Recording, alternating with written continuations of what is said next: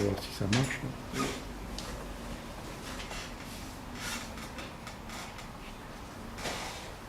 Bon, bonjour les enfants. Bonjour. Je suis content d'être avec vous ce matin. Et comme vient de le dire Richard, on va parler d'histoire sociale. Alors, histoire sociale, c'est deux mots, histoire et sociale. Je pense qu'à l'école de l'histoire, vous en faites un petit peu. Hein, vous avez des cours d'histoire. Bon. Donc, dans les cours d'histoire, vous apprenez ce qui s'est passé avant. Hein, vous avez peut-être appris les rois de France. Moi, je vais vous parler d'un certain nombre de choses qui se sont passées avant, mais au mot histoire, on rajoute le mot social. Alors, est-ce que vous avez une idée de ce que ça veut dire, social? Non? Bon. Social, ça veut dire ce qui a rapport avec la vie des gens, avec la vie des salariés, avec la vie des gens qui travaillent. Ça a rapport avec tout ce qu'ont fait les gens pour essayer d'améliorer leur vie au cours de l'histoire. Et c'est pour ça que je vais vous parler de choses qui se sont passées avant, pour que vous compreniez les évolutions qu'il y a eu. Donc, histoire sociale, je vais partir des années 1800. Donc, ça nous fait déjà un petit peu plus de 200 ans en arrière. C'est un moment où, en Angleterre et en France, il y a le début de l'industrialisation. Alors, qu'est-ce que ça veut dire, industrialisation? Ça veut dire qu'on a construit des usines et qu'on a commencé à fabriquer des machines pour faire les choses. Des grandes usines et des machines. Mais à l'époque, on ne savait pas tout faire. La machine ne pouvait pas tout faire. Et les gens qui dirigeaient ces entreprises, ils ont décidé d'utiliser les enfants, le travail des enfants, pour faire ce que les machines ne savaient pas faire. Alors, quelques exemples. Dans les grandes usines qu'on appelait les filatures, où on faisait des tissus, il y avait beaucoup d'enfants qui travaillaient dans ces entreprises dès l'âge de 6-8 ans, c'est-à-dire à votre âge. Ils travaillaient dans ces entreprises pour faire des petits travaux autour des machines.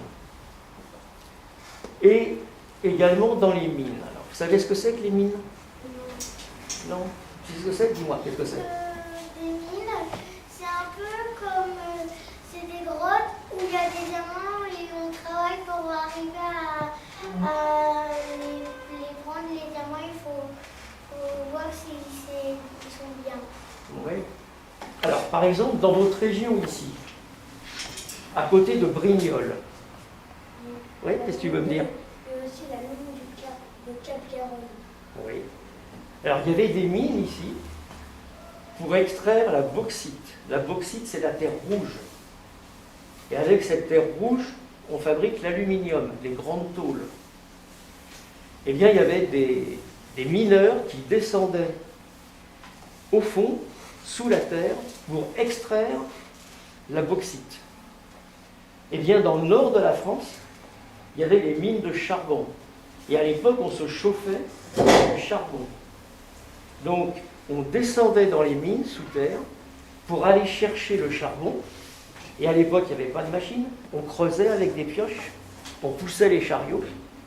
Et donc, à ce moment-là, on a utilisé, dans des conditions de vie très difficiles, des enfants dès l'âge de 6 ans dans les mines pour pousser ce qu'on appelait à l'époque les wagonnets. Voilà. C'est un dessin qui reprend le travail que faisaient les enfants dans les mines. Et pourquoi on les utilisait? Parce que dans les mines, il y avait ce qu'on appelait des galeries. Les galeries, c'est comme des couloirs qui étaient très étroits. Et les adultes, les gens qui avaient 20 ans, 30 ans, ils étaient trop grands pour passer.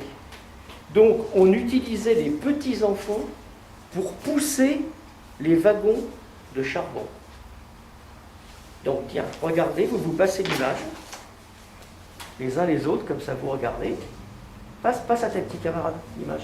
Vous voulez passer entre vous. Donc vous avez une situation où les enfants de votre âge travaillaient dans des usines et dans les mines en gagnant très très peu et dans des conditions de travail qui pouvaient aller, écoutez bien, jusqu'à 15 heures par jour. 15 heures par jour à pousser dans la poussière, dans le noir des petits wagonnets, avec un salaire, c'est-à-dire ce qu'on gagne à la fin du mois, très faible, mais ils le faisaient parce que la situation de leurs parents était tellement difficile qu'il y avait besoin que les enfants travaillent pour essayer de manger à la fin du mois. C'était la situation de ces époques. Et à ce moment-là, la situation des ouvriers, de ceux qui travaillaient, était excessivement difficile. Les conditions de travail, les salaires étaient très faibles, et il n'y avait pas le droit de se regrouper pour se défendre. Le syndicat dont nous a parlé Richard. C'est en 1884 qu'il y a eu une première loi qui a autorisé la naissance des syndicats. Avant, c'était interdit. Les travailleurs ne pouvaient pas se regrouper entre eux pour essayer de se défendre. 1884. Et il a fallu attendre 1895, le fameux congrès de Limoges, c'est la naissance de la CGT. Alors, est-ce que vous savez ce que ça veut dire, CGT? Ça veut dire Confédération Générale du Travail. C'est le syndicat qui a regroupé toute une série d'organisations qui existaient et qui, en 1895, s'est uni pour fonder ce syndicat qui existe toujours. Vous entendez de temps en temps, je pense, parler à la télévision de la CGT. Et donc en 1895, la CGT se construit, et donc c'est un premier changement important, parce que les gens peuvent se regrouper, se syndiquer et se défendre. Mais le travail des enfants, je vous ai parlé du travail des enfants dans les industries, je vous ai amené des photos prises dans les années 1870 d'enfants travaillant dans les usines et dans les filatures. Alors voilà, c'est pareil, hein. Vous voulez repasser entre vous. Les enfants qui travaillent. Et là, dans les usines, ils travaillaient 10-12 heures. Et là, vous avez également les petits mineurs, c'est-à-dire les enfants qui descendaient au fond des mines pour aller travailler. Et n'oubliez pas que ces enfants, ils avaient votre âge. Ils avaient votre âge.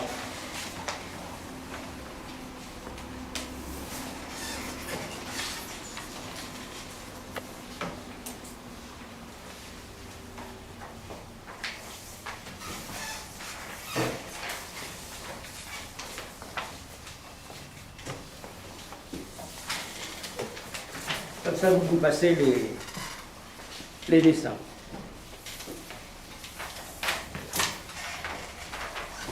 Alors, juste pour vous indiquer la progression des choses.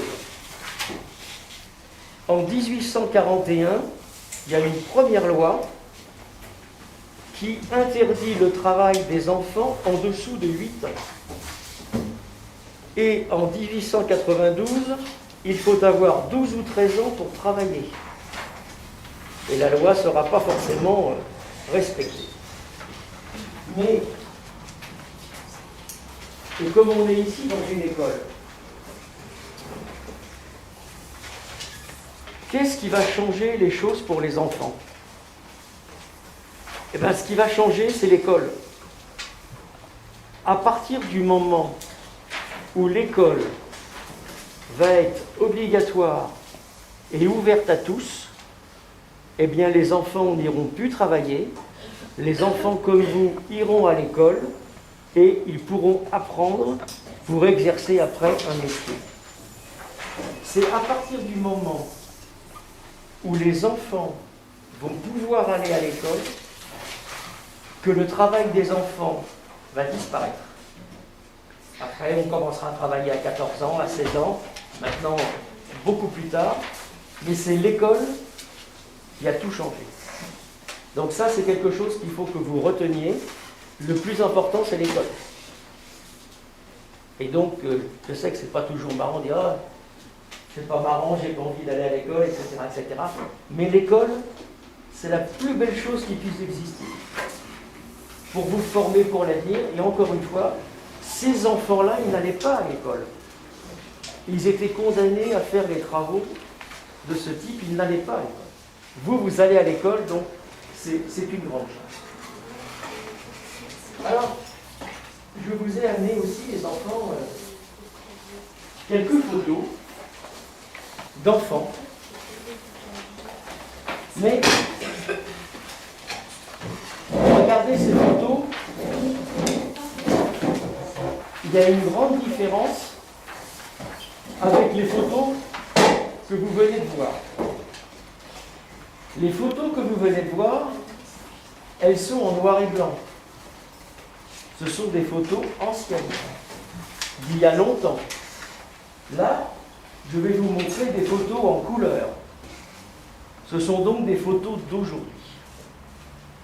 Parce que je vous ai parlé de la France, mais aujourd'hui, dans le monde, il y a 150 millions d'enfants qui travaillent.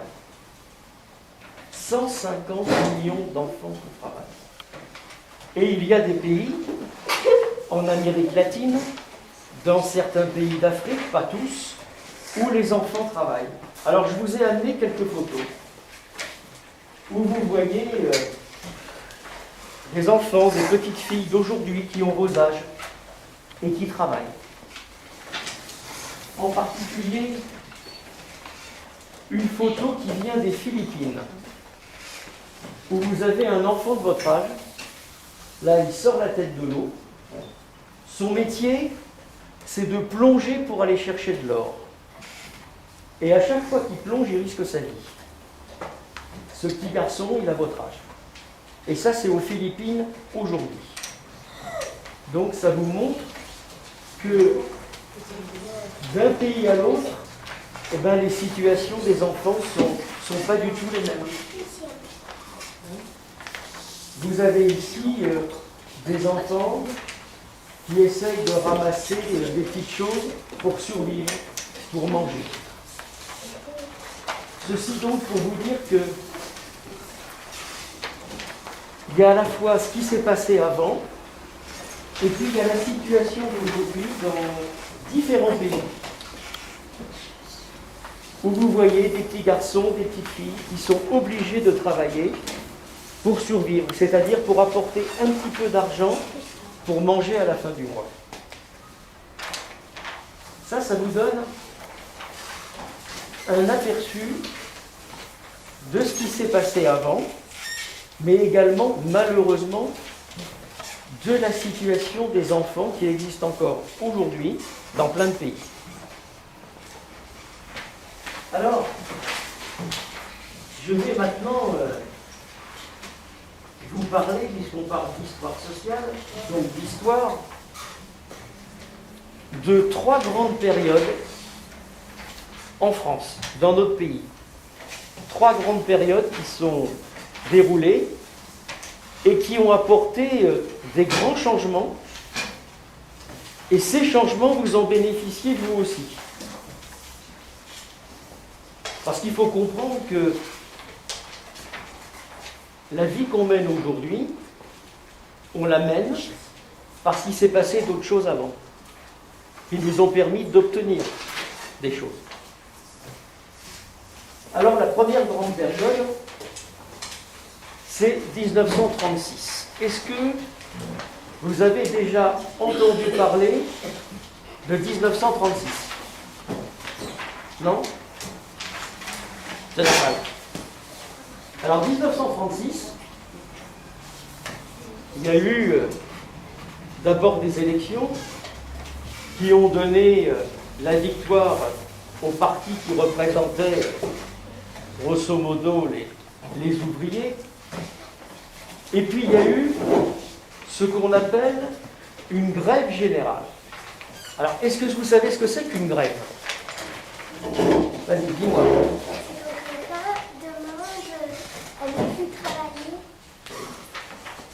C'est bien. Effectivement, c'est quand on s'arrête de travailler. La grève, c'est quand il y a une lutte dans une entreprise, par exemple, et qu'on n'est pas d'accord avec le patron, qu'on veut plus de sous à la fin du mois, que le patron il dit non.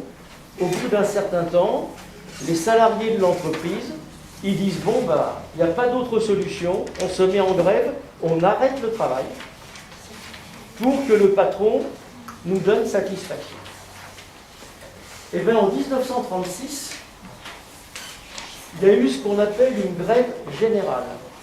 C'est-à-dire que partout en France, toutes les entreprises se sont arrêtées de travailler et les ouvriers ont occupé les usines jour et nuit, ce qui a conduit ensuite à des négociations et à des avancées.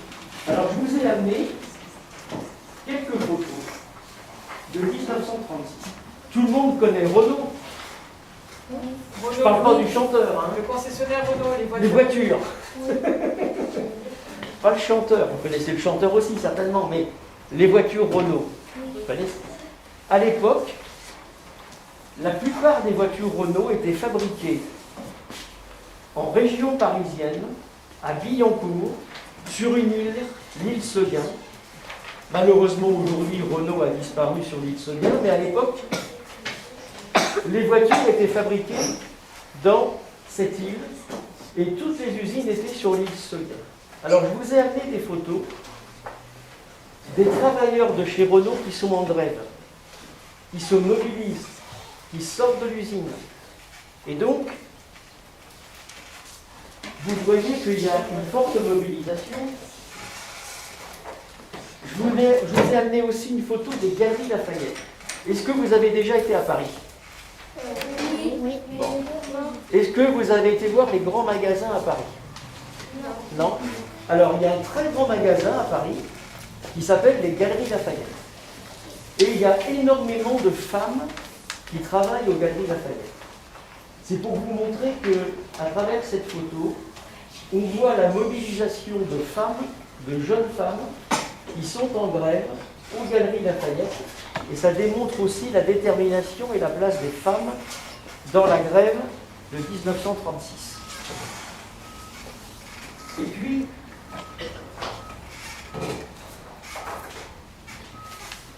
encore des photos de Renault, parce que je me suis dit, avec les voitures, ça va vous donner des repères. Vous voyez l'importance des gens qui se rassemblent, qui défilent ensemble. Et puis, une photo aussi, où les gens, ils sont en grève, mais ils font la fête. Ils dansent, ils chantent. Parce qu'en même temps, cette grève, elle a été joyeuse. Il y a eu la fête.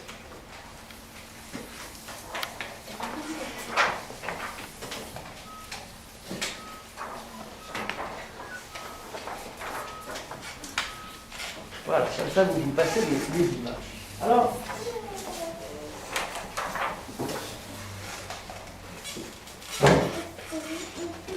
à l'issue de cette grève, parce que quand on fait grève, l'important après, c'est ce qu'on arrive à obtenir. Alors écoutez bien ce qui s'est passé en 1936. Les travailleurs, ils ont gagné environ 15% de plus sur leur salaire.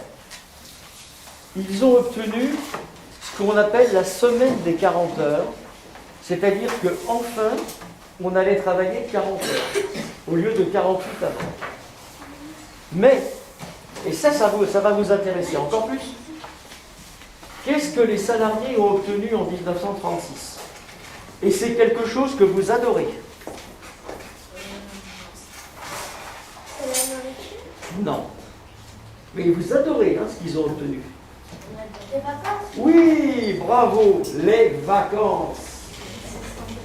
Parce que les enfants, avant 1936, il n'y avait pas de vacances. Il n'y avait que les gens très riches qui pouvaient partir en vacances. Mais il n'y avait pas de vacances. Or, ce qui est important de comprendre, c'est que pour la première fois, les salariés obtiennent 15 jours de congés payés. Alors, qu'est-ce que ça veut dire, les congés payés? Ça veut dire que vous partez en vacances, mais que vous êtes payé. Le patron, il vous paye les vacances. Vos parents, aujourd'hui, quand ils ont des vacances, ce sont des congés payés.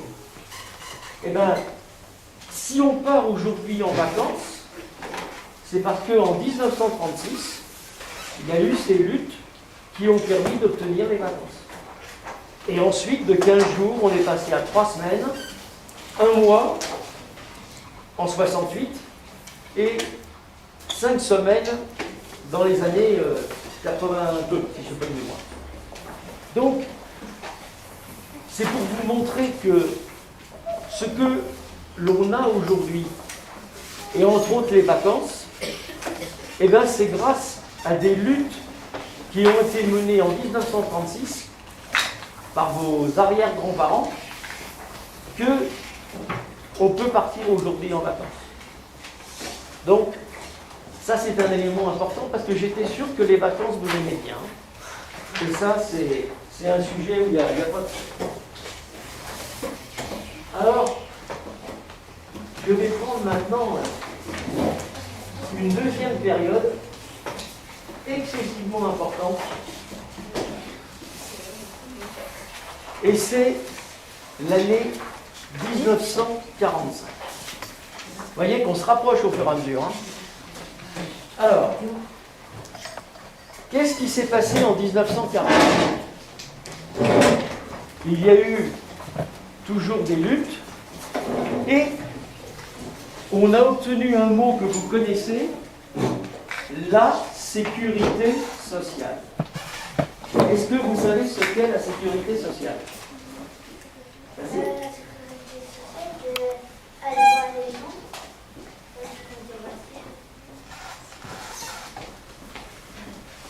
Personne ne sait ce que c'est que la sécurité sociale? Alors, aujourd'hui, quand vous allez chez le médecin, vous allez voir le médecin et derrière, vous êtes remboursé. Si vous êtes malade, vous allez à l'hôpital, on vous soigne et les frais sont pris en compte. Ce n'est pas vous qui payez. Avant, ça n'existait pas. Avant, quand on était malade, pour se soigner, il fallait payer. En 1945, il y a un monsieur qui était ministre à l'époque, qui s'appelle Ambroise Croizat, qui met en place la sécurité sociale. Alors la sécurité sociale, c'est simple. Que l'on soit riche ou pauvre, on est soigné gratuitement de la même façon. C'est ça l'esprit. Riche ou pauvre, on est soigné de la même façon et gratuitement. Et c'est ce que nous vivons aujourd'hui. Ça, c'est un acquis de société fondamental parce que ce n'est pas le cas dans tous les pays aujourd'hui. La France, on a obtenu la sécurité sociale par des luttes, mais beaucoup de pays encore, quand vous êtes malade, eh ben il faut payer. Et si on n'a pas d'argent, ben on ne peut pas bien soigner. Ce qui est le cas de beaucoup d'enfants dans le monde. Ici en France, on a obtenu la sécurité sociale, et peut-être que vous connaissez, vous avez vu avec vos parents, cette carte verte d'assurance. La carte vitale. Voilà, la carte vitale. Vous la connaissez, la carte vitale, les enfants? Ben Et bien la carte vitale, qu'on soit à la sécurité sociale, et que donc on est remboursé de tous les soins que l'on a. Qu'est-ce que tu veux dire? Ouais. Quand on va chez le médecin, on lui donne sa carte vitale. Absolument. Et c'est enregistré, et après on est remboursé. De la même manière que quand on va à l'hôpital, on nous donne sa carte vitale, et derrière on ne paye pas. Voilà. Donc la fameuse carte vitale, ça, j'étais sûr que vous l'avez. Et à l'époque, vous allez avoir, grâce à la sécurité sociale, des soins pour les enfants qui n'existaient pas avant, et en particulier le dépistage contre une maladie qui était très forte à l'époque, qui était la tuberculose. Vous avez entendu parler de la tuberculose? Non? Si, peut-être dans des cours, on vous a parlé de cette maladie. Bon. Donc après, il y a eu des vaccins, mais à l'époque, grâce à la sécurité sociale, les enfants, ils étaient soignés et on vérifiait s'ils étaient en bonne santé. Et donc, ils étaient dans des grands centres pour dépister s'ils avaient la tuberculose. Et il faut savoir que quand la sécurité sociale a été créée en 1945, en quelques mois, il y a eu les caisses de sécurité sociale qui se sont construites dans tous les départements de toute la France. Et ce sont les militants de la CGT, de notre syndicat, qui ont construit, installé les caisses de la sécurité sociale. Et je vous ai montré ici une photo avec un centre de sécurité sociale au service de la santé, comme il le disait.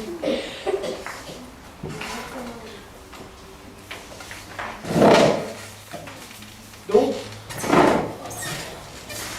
36, les vacances, 45, la sécurité sociale, mais il y a encore une autre chose très importante en 45, et je suis sûr que vos papis et vos mamies, ils vous en parlent, puisqu'ils sont dans cette situation. Ça s'appelle la retraite. Alors, qu'est-ce que c'est que la retraite? Allez. Quand on est à la retraite, ça veut dire qu'on ne travaille plus, qu'on est tranquille et qu'on On est tranquille, c'est vrai, on n'a plus de patron sur le dos, on est plus tranquille. Vas-y. Et on se fait payer. Oui, très bien. Vas-y.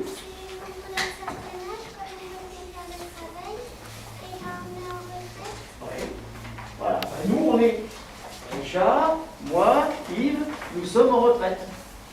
On a travaillé largement plus de 40 ans tous, et on est maintenant en retraite. Alors, avant la retraite, ça n'existait pas.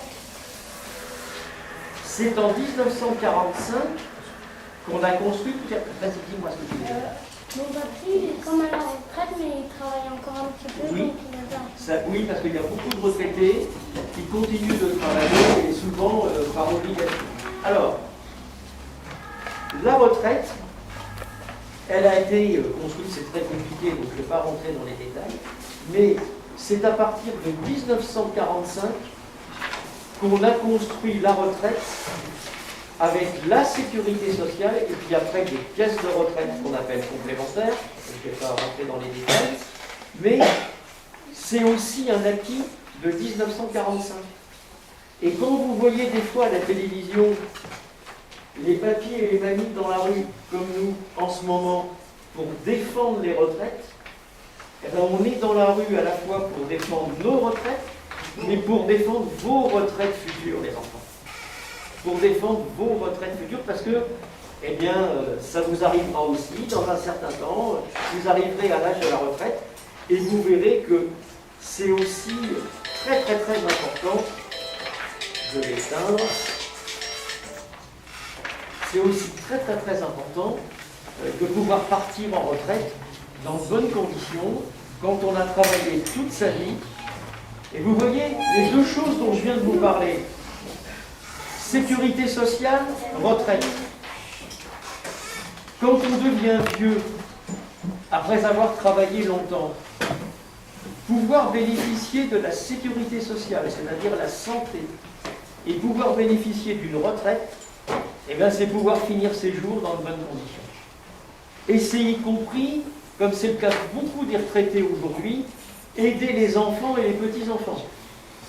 Donc voilà, ça, je voulais vous le dire parce que ce sont des événements très importants qui ont bouleversé la société française et qui vous permettent aujourd'hui de vivre mieux. Alors, vas-y. La retraite, c'est aussi quand on est trop âgé, qu'on peut plus s'occuper de sa maison. Non, mais la retraite, c'est quand tu arrives. Alors, nous, on s'était battu pour la retraite à 60 ans et on l'avait eu. Malheureusement, depuis, elle a été repoussée. Mais il y a plein, heureusement, de retraités qui dépassent les 70 ans, comme nous, qui sont encore en forme et qui font plein de choses. Hein. Heureusement, heureusement. Oui. En fait, c'est aussi une maison de retraite. Alors oui. Alors il y a aussi des maisons de retraite, qu'on appelle souvent des EHPAD.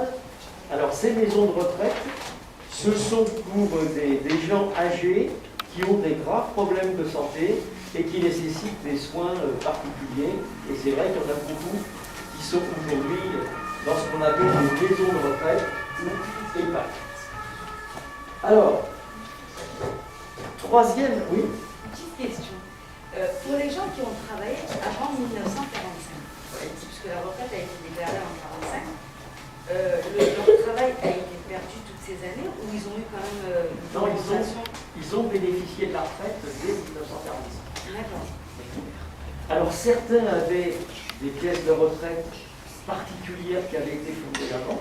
C'était vrai dans certaines grosses industries. Mais la majorité des gens, à partir de 1945, ils ont bénéficié de la retraite et on a mis en place la répartition, c'est-à-dire que ce sont les gens actifs qui cotisent et ces cotisations permettent de payer la retraite des anciens. Oui, c'est toujours le système actuel de la répartition. cotisation n'a pas été perdue. Non, pas du tout. Pas du tout. Alors, dernière grande période. Est-ce que, parmi vous, vous avez des papis et des mamies qui vous ont parlé de 1968? Ah, vas-y. En fait, ma mamie, avant, il y avait ses parents qui, quand elle m'a raconté que ses parents, quand ils étaient petits, ils travaillaient dans des mines, dans les mines. Ouais. Est-ce que vous avez des papis et des mamies qui vous ont parlé de ce qu'ils ont fait en 1968? Non? Oui, c'est que toute leur. On peut dire ma mamie, ils ont fait infirmière et un médecin et surtout. D'accord. Alors, là, jusqu'à présent, je vous ai parlé de choses que je n'ai pas connues, mais 1968, on a tous connu. Moi, j'avais 17 ans et demi en 1968. Et je vous ai parlé tout à l'heure, en 1936, de la grève générale. En 1968, il y a eu d'abord un fort mécontentement des étudiants, des jeunes et des lycéens dont j'étais. Et puis après, il y a eu une célèbre manifestation qui était le 13 mai 68, qui a réuni à la fois la jeunesse et les salariés. Et c'est la réunion de tout ça. Moi, je me rappelle à Paris, c'était une de mes premières manifestations, les enfants. Donc, les premières manifestations, on s'en souvient. Il y avait 1 million de personnes dans Paris. 1 million de personnes dans les rues. C'est colossal. Et dès le lendemain, il y a une entreprise qui s'est mise en grève. Une deuxième, une troisième, une quatrième. En quelques jours, toute la France était bloquée. Et écoutez-moi, pendant 3 semaines, 1 mois, il n'y a pas eu un train, il n'y a pas eu un avion, il n'y a pas eu un courrier. Toutes les entreprises étaient en grève. Il y avait 10 millions de salariés qui étaient en grève. 10 millions de personnes qui ont arrêté de travailler. Ça a été un chamboulement extraordinaire. Et à l'issue de cette grève générale, qui est la plus grande grève générale on est connu en France. Les salaires ont été augmentés dans l'ensemble de 10%, et alors ce qu'on appelait le SMIC, c'est-à-dire le salaire minimum. Est-ce que vous savez ce que c'est que le salaire minimum? Oui, dis-moi.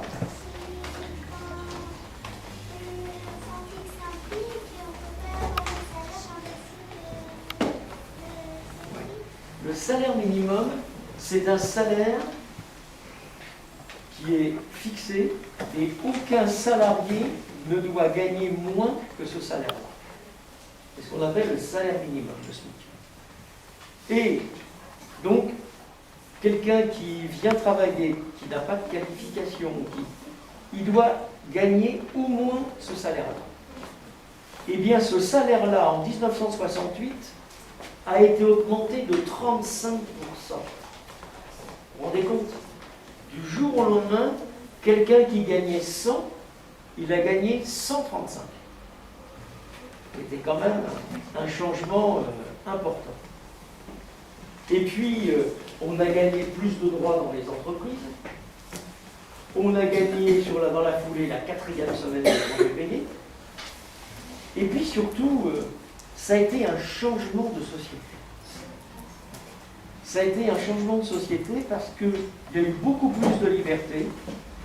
La jeunesse a poussé. Et aujourd'hui encore, on est sur la lancée de ce changement de société. Alors je vous ai amené des photos de 1968.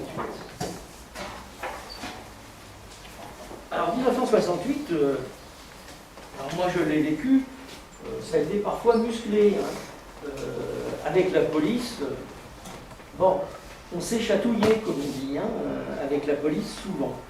Mais il y avait une volonté de changer la société. Il y avait une volonté d'améliorer l'ensemble des choses.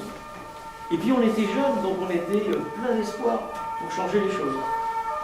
Alors je vous ai amené des photos d'immenses manifestations. Hein, comme je vous ai dit, il y avait 10 millions de personnes qui avaient cessé le travail. 10 millions de personnes.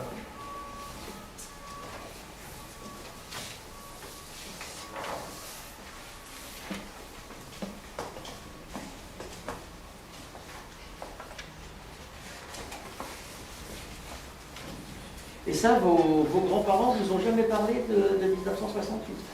Non? Bon. Oui, dis-moi. Il y en a combien dans la France? Est-ce que toute la France s'était réunie? Oui. En 68, il y avait la grève dans toute la France. Partout. Dans les entreprises, les administrations. Et comme je t'ai dit, il n'y avait pas de train. Tous les trains étaient à l'arrêt.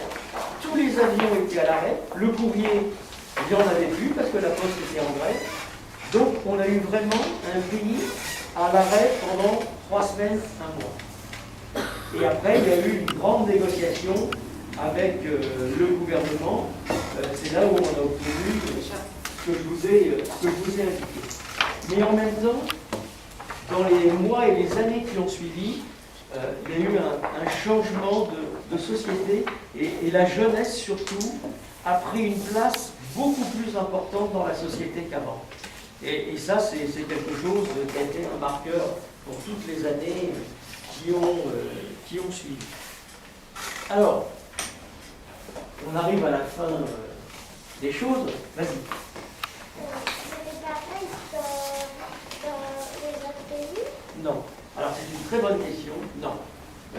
Quand il y a eu la grève en 68,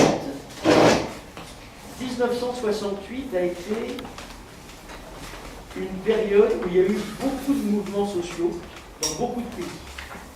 Mais le seul pays où il y a eu une grève générale, ça a été en France. Mais il y a eu des mouvements très importants aux États-Unis contre la guerre du Vietnam, dans d'autres pays. Mais le pays où vraiment l'économie a été arrêtée, où il y a eu la grève, c'est la France. Mais c'est vrai que c'est une période où ça bougeait dans beaucoup de pays, hein, 68. Énormément. Ouais, vas-y. Oui.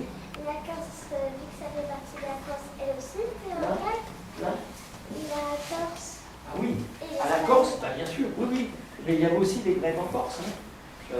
Sous des formes, parce qu'il y avait moins d'entreprises en Corse, moins de grandes entreprises. Mais il n'y avait pas d'avion qui allait en Corse. Il n'y avait pas de train en Corse. Tout était arrêté. Toute la France. Toute la France était arrêtée.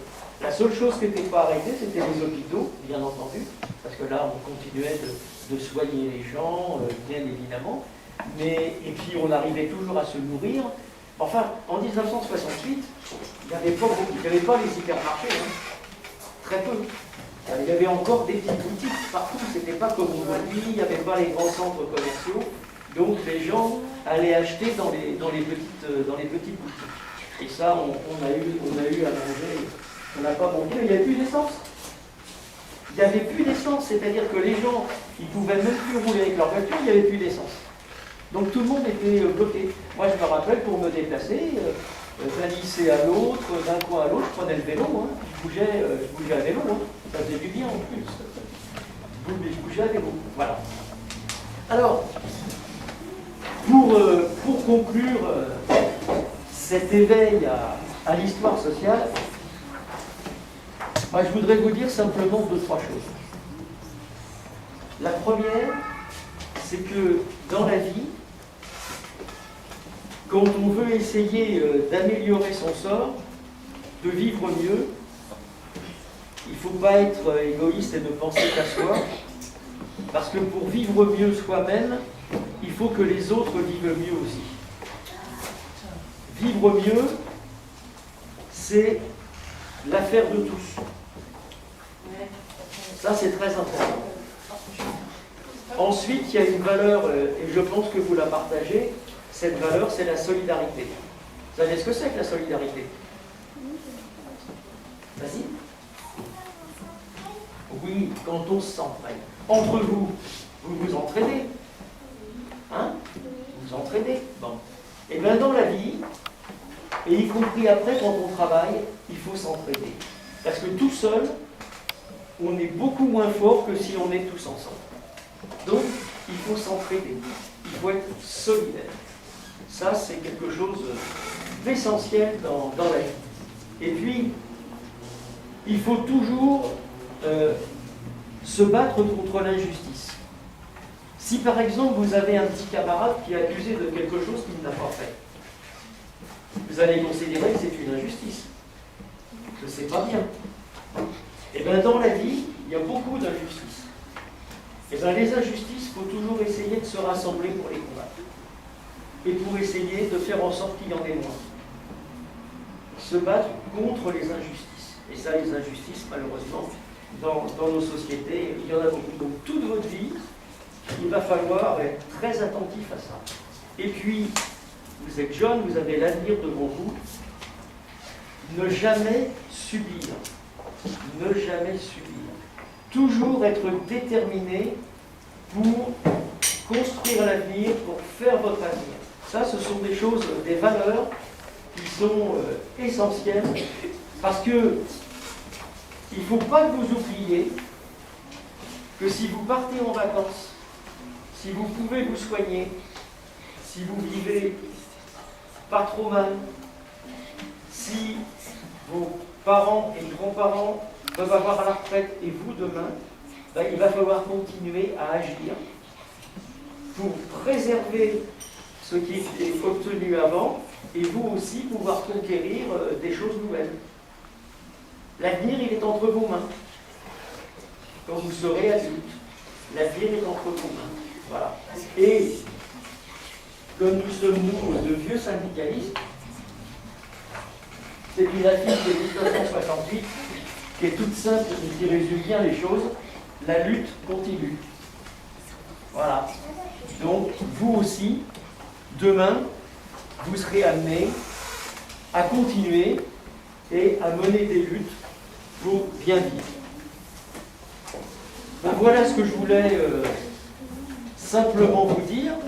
Donc, je vous remercie de votre attention. Si vous avez des questions, eh ben, je suis bien sûr à votre disposition pour parler avec vous. Et merci à vous les enfants. Merci. Merci. parmi vous, il y a des enfants qui veulent poser des questions. Allez, allez. Si jamais on avait est-ce que la police, elle travaillait toujours aussi?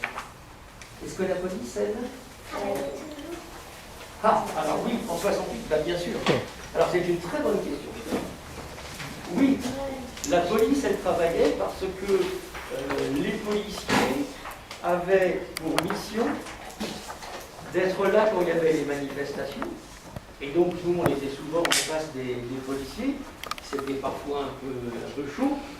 Donc la police, elle n'était pas en grève, mais elle travaillait sur ordre du gouvernement pour essayer de calmer la situation. Donc la police n'a pas été en grève, mais d'une manière générale, les droits syndicaux, les droits de grève dans la police sont assez compliqués. Dans la gendarmerie et l'armée, c'est interdit. Dans la police, ça existe. Mais la police, d'une manière générale, et la gendarmerie étaient là pour la répression. Ouais, vas-y.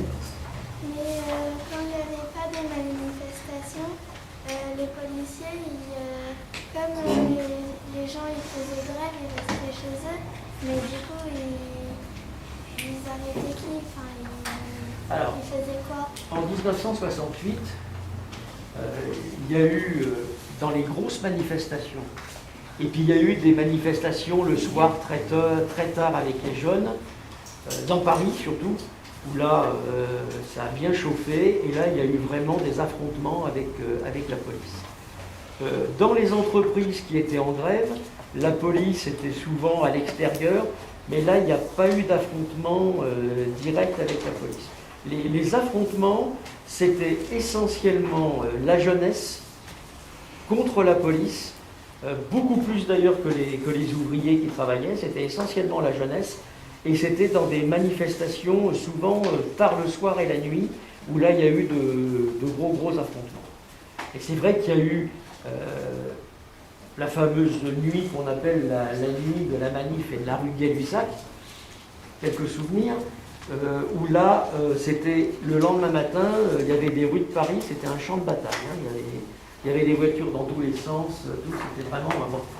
Mais c'est pas ce qu'il faut, bon, ça existait, mais ce qu'il faut retenir de 1968, c'est la force de 10 millions de salariés qui arrêtent le travail, qui disent on n'en peut plus, on veut vivre autrement, et là, ça pesait. Parce qu'on a obtenu des choses. On a obtenu des choses parce qu'il y avait 10 millions. C'est la force, c'est le nombre. C'est ça qui est important. Et pareil en 1936, quand les ouvriers ont occupé les usines, ça a bloqué l'économie et là, le gouvernement, il a été obligé de négocier, de discuter pour donner plus de choses. Oui, ma puce, vas-y. Les enfants, ils travaillaient toujours? Ah non. Alors je l'ai dit tout à l'heure, les enfants, à partir du moment où l'école s'est développée, alors juste un mot sur l'école. Est-ce que vous avez entendu parler de la Commune de Paris? Oui. Oui. On fête en ce moment les 150 ans de la Commune de Paris. Alors la Commune de Paris, ça a été un grand mouvement des ouvriers à Paris en 1871. Et pendant 3 semaines, ils ont réorganisé la vie. Et c'est la Commune de Paris, la première, qui a institué en 1871 l'école gratuite, laïque, obligatoire pour tous les enfants. Et c'est après une loi de Jules Ferry, qui était d'ailleurs différente, de 1874, qui a institué l'école. Donc, comme je vous le disais, c'est à partir du moment où l'école a été obligatoire en France que le travail des enfants s'est arrêté. On commençait par exemple, dans les années 50, les enfants jusqu'à 14 ans. Après, ça a été 16 ans. Et après, encore plus. Bon. Donc, rappelez-vous que c'est l'école qui a été très importante. Là où il n'y a pas d'école obligatoire, dans plein de pays, eh ben, ça favorise l'exploitation des enfants très tôt. Vas-y. Notre école, l'horaire, elle est gratuite. Oui. Absolument. Bien sûr. Avant, il faut savoir qu'avant, qui allait à l'école avant? Les enfants dont les parents pouvaient payer l'école. Et qui était souvent d'ailleurs une école en France catholique, liée à la religion. C'était les enfants des familles riches qui pouvaient aller à l'école parce que les parents pouvaient payer l'école. À partir du moment où l'école a été gratuite, où on accueillait tous les enfants, quels qu'ils soient, et obligatoire, eh bien, tous les enfants ont pu apprendre dans les mêmes conditions, ce qui n'était pas le cas avant. C'est pour ça que je vous dis que l'école a été la chance pour les enfants. C'est quelque chose de fondamental dans une société, de permettre à tous les enfants d'apprendre dans les mêmes conditions. Parce qu'avant, eh ben, si tu étais riche, tu pouvais aller à l'école, si tu n'étais pas riche, ben, tu allais au travail. Voilà. Tout ça a changé, fort heureusement, mais ça a changé parce qu'il y a eu les luttes pour changer la société. Tout s'est fait au fur et à mesure. Et dans les pays où l'école n'est pas obligatoire, elle n'est pas ouverte à tout le monde et n'est pas gratuite, il y a encore plein d'enfants, effectivement, qui travaillent. Je vous dis qu'il y a 150 millions d'enfants qui travaillent encore aujourd'hui dans le monde. Et vous savez, quand il y avait le travail des enfants dès l'âge de 6 ans, que les enfants descendaient dans les mines, quelle était l'espérance de vie? Quelle était l'espérance de vie des gens? Est-ce que vous savez ce que c'est que l'espérance de vie? Vous savez ce que c'est que l'espérance de vie? L'espérance de vie, c'est espérer de vivre longtemps, par exemple. En fait, l'espérance de vie, si tu as envie d'avoir une vie longue, il faut espérer ça. Mais si tu as envie d'en avoir une très courte, tu ne dois pas l'espérer. Ouais. Oui, et l'espérance de vie, elle était un peu courte là-bas. Oui, elle était très courte. Enfin, l'espérance de vie, c'est une moyenne. Hein. C'est une moyenne qu'on fait qui résulte d'un calcul où on se dit, ben voilà, les gens dans telle période, ils mourraient en moyenne à tel âge. Eh bien, dans les années 1850, l'espérance de vie d'un ouvrier qui avait été déjà un enfant qui avait été au travail, c'était moins de 30 ans. On mourrait avant 30 ans. Pour vous dire les conditions de vie et de travail. Et il y avait un enfant sur 2 qui mourait avant 5 ans. C'était ça la situation. C'était ça. Donc on part de cette situation et on en est là aujourd'hui. Mais il faut comprendre la misère, le problème qu'il y avait. Et dans les années 1900, l'espérance de vie d'un ouvrier, elle était d'environ 50-55 ans. Bon. Donc ça n'a rien à voir avec la situation d'aujourd'hui. Pourquoi? Parce que le travail a changé, heureusement, et puis on a développé la santé.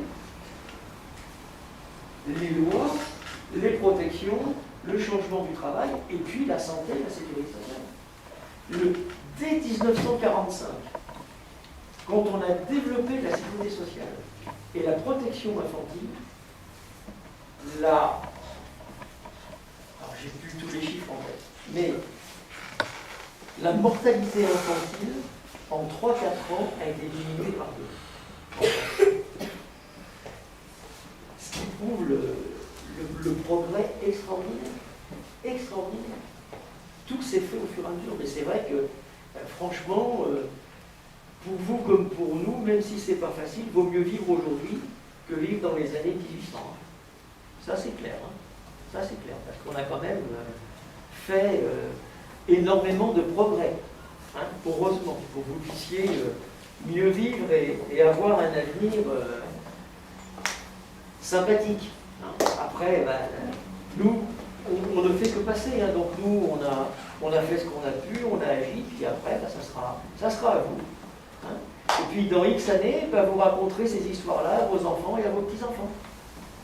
Eh bien oui. Hein. Dans X années, vous les raconterez à vos enfants et à vos petits-enfants. Ah oui, bien sûr. L'essentiel, la vie, c'est quoi? La vie, c'est d'avoir envie. C'est d'avoir envie de bouger les choses, de changer les choses, c'est d'avoir des objectifs. Ça, c'est un moteur, c'est très, très, très important.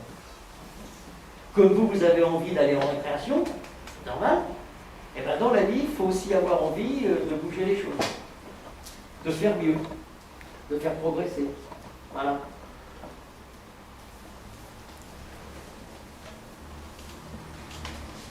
Est-ce qu'il y a encore des questions? Est-ce que ça vous a intéressé? Oui. Ouais. Ça va, je ne vous ai pas cassé les pieds. Non. Non, vous vous intéressez, vous avez eu des... L'objectif, c'était de vous éveiller à ces choses-là, voilà, qu'il vous en reste quelque chose. Voilà. C'était ça l'important. Bon, bah merci les enfants.